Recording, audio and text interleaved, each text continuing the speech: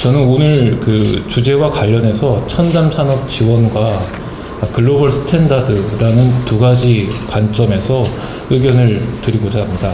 첫째, 첨단 산업에 대한 세제 지원 방식을 보완해야 한다는 말씀을 드리고 싶습니다. 최근 그 반도체 등 첨단 산업의 주도권 경쟁이 치열해지고 있는데 이제는 기업 간 경쟁이 아니라 국가 차원의 대항전이라는 그런 성격으로 불리고 있습니다. 미국, 중국, 일본 등은 자국의 첨단 산업 클러스터를 조성하기 위해서 현금 직접 보조금을 지원하고 정부가 전력이나 용수, 폐수 처리장 등의 인프라까지 직접 구축해 주고 있습니다. 반면에 우리나라는 보조금 없고요. 그리고 그런 인프라 구축에 대해서는 기업이 직접 나서서 주민과 협의하고 정부 지자체 인허가도 받아야 됩니다. 그렇기 때문에 시일도 많이 걸려서 클러스터 착공도 많이 지원이 되고 있습니다. 결국 세제 지원 외에는 우리나라는 첨단 사원 지원책이 없는 상황인데요.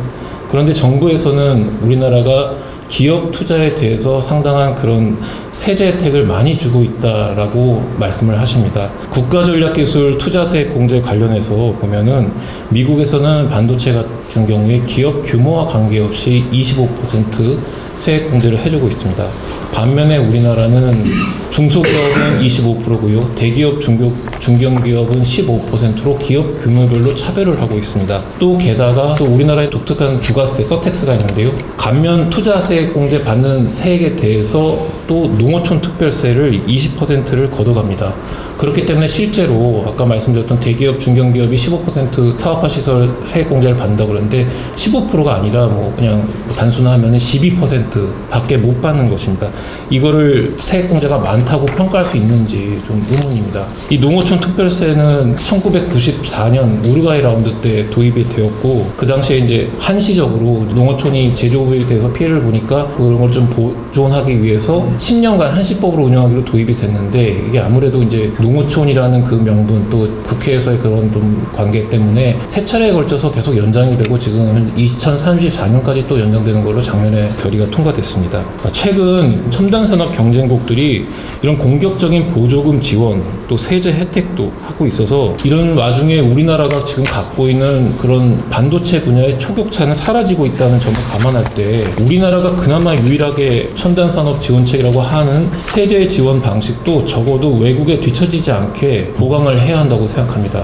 구체적으로 제가 세 가지를 좀 말씀을 드리도록 하겠습니다. 먼저 세액 공제 관련해서 직접 환급 방식을 도입해야 합니다. 현행 세액 공제 방식은 영업이익 발생을 전제로 해서 법인세 세액 공제를 받을 수가 있는데 첨단 산업의 경우에는 초기 설비 투자에 막대한 자금이 투입되지만 영업이익을 내기까지는 적지 않은 시간이 걸려서 세액 공제 혜택을 받지 못하는 그런 문제가 있습니다. 미국에서는 2022년 인플레이션 감축법 IRA라고 하는데요. 이 법을 제정해서 청정에너지 설비 투자에 대해서는 영업이익이 없더라도 투자액에 비례해서 세액 공제가 가능한 다이렉트 페이, 직접 환급제도 또는 제3자에게 채권 양도를 해버리는 그런 방식을 영리법인에게도 신설을 했습니다. 우리나라도 좀 이러한 같은 방식을 벤치마킹할 필요가 있다고 봅니다. 두 번째로 시설투자 세액공제 대상도 확대할 필요가 있다고 봅니다. 현재 시설투자 세액공제 대상은 기계장치에 한정돼 있고 토지나 건축물은 배제하고 있습니다.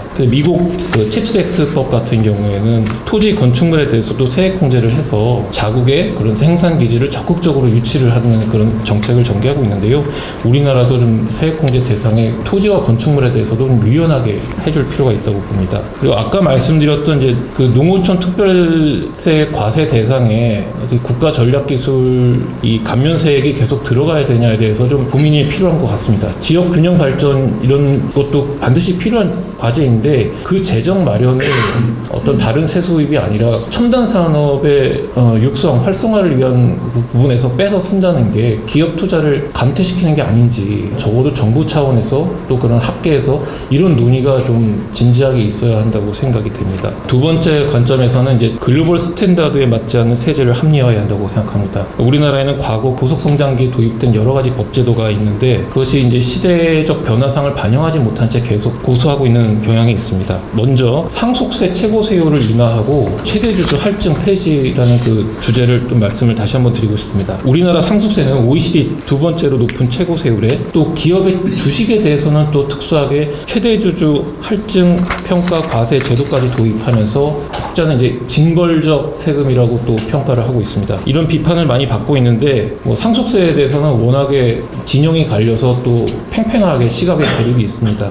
그러나 세계에서 우리가 1, 2위로 높은 상속세라는 게 적정한지 과거에는 소득세 세원이 투명하지 않았기 때문에 그거에 대해서 약간 보완적으로 상속세에 대해서 높게 거둔다는 게 좀 어느 정도 명분이 있다고 한다면 지금은 적어도 우리나라는 소득세 세원이 가장 투명하게 노출이 된다고 생각합니다. 또 그 상속세가 그 제도 목적으로 삼는 부의 재분배라든가 자산 양극화 해소라는 것이 과연 상속세를 통해서 실현되고 있는지 그런 것에 대한 것도 좀 고민이 필요하다고 봅니다. 과도한 상속세가 기업에 미치는 영향, 상속세 재원을 납부하는 게 워낙 무리가 되다 보니까 경영권을 위협하는 사례도 나오고요. 밸류업에도 영향을 미칩니다. 상속세 재원을 마련하기 위해서 일반 주주 지분보다는 지배주주 지분이 많은 기업에다가 일감 몰아주기를 해서 이득을 재원을 그렇게 구축하는 게 있는데 그런 게 기업 밸류업에 역행하는 영향이 있습니다. 그리고 또 이 상속세 재원을 마련하기 위해서는 또 기업들은 공격적으로 미래 성장을 위해서 투자를 해야 되는데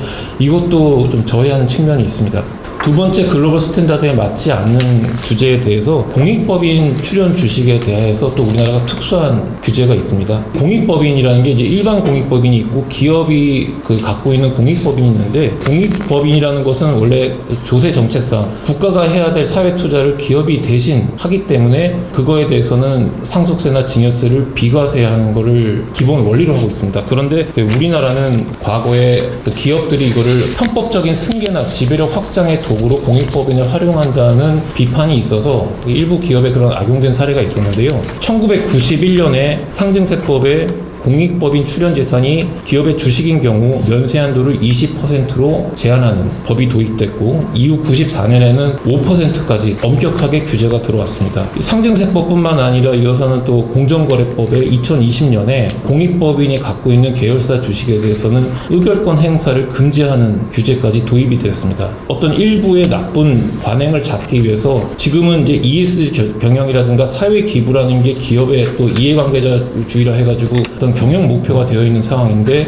선한 동기의 기업의 기부까지 활성화시키지 못하는 작용을 하고 있습니다. 기부 문화가 우리나라에 좀 활성화된다는 그런 차원에서 또 상증세법상의 공익법인 주식 면세 한도도 좀 완화를 해야 된다고 생각합니다. 마지막으로 이제 법인세 같은 경우는 아까 보니까 이제 영국이 최근에 19%에서 25%로 인상하는 바람에 우리하고 좀 법인세가 많이 비슷해졌는데 전 세계적으로는 계속 법인세를 인하하고 있고요. 최근에 또 트럼프는 대선 공약으로 현행 그 25% 법인세율을 21%에서 15%로 인하하는 것을 발표했습니다. 최근에 우리 외국계 그 다국적 기업들 구글이나 넷플릭스가 법인세가 낮은 국가에다가 영업이익을 많이 몰아주고 우리나라에서는 법인세를 벌어들이는 수익에 비해서 적게 낸다는 비판이 있었고 그게 많이 이슈가 됐는데 기업 입장에서는 법인세는 경쟁력입니다. 당연히 법인세 낮은 국가로 가기 마련이고요. 투자와 일자리 창출 이런 측면에서 볼 때는 법인세를 적어도 단순화 좀 하는